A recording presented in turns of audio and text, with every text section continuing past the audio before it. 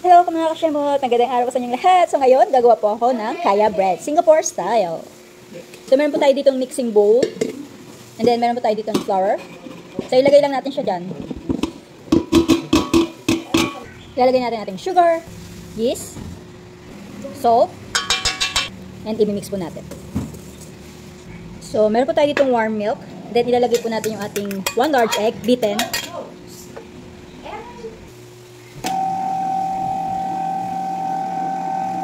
Dahan-dahan natin ilagay yung ating egg milk mixture. So natin ilalagay ang ating Boss butter oil substitute.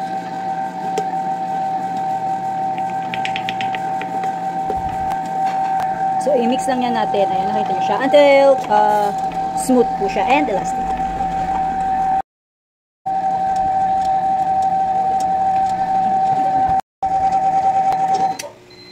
So ayan, after 15 minutes ng kneading, tatanggalin na po natin siya. So ngayon, ito na yung ating dough. Napakaganda ng dough, smooth and elastic. So ngayon, ang gagawin po natin is i-rest natin siya sa ating bowl dito for 1 hour. So ang gagawin natin is maglalagay lang po tayo ng oil. Then ikakalat natin yan sa loob. Lalagay natin ang ating dough.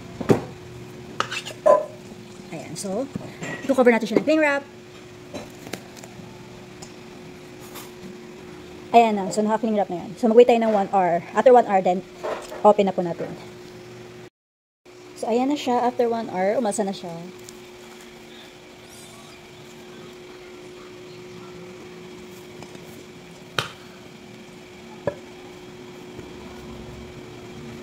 So ngayon titimbangin natin siya.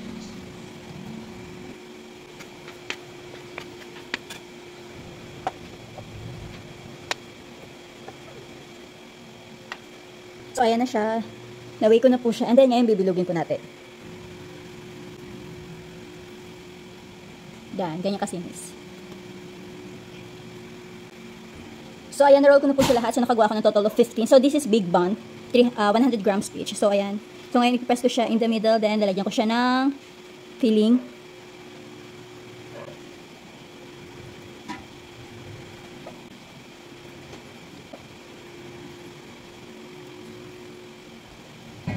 So, ulitin nyo lang yan hanggang sa matapos at malagyan ng palaman. So, yan na po yung ating dough. Nalagyan na po yan ng filling. So, i-rest po natin yan ng 1.5 hours. Ayan, kinuberan ko siya ng plain cloth. So, ayan, tumunod na yung timer. So, 1.5 hours. Tagalin natin. So, ngayon, i-brush po natin siya ng ating egg wash. So, dahan-dahan lang.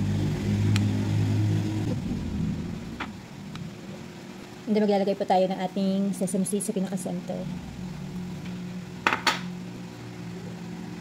So, bibigyan natin siya sa 350 degree Fahrenheit or 180 degrees Celsius for 25 to 30 minutes or until the bun is done.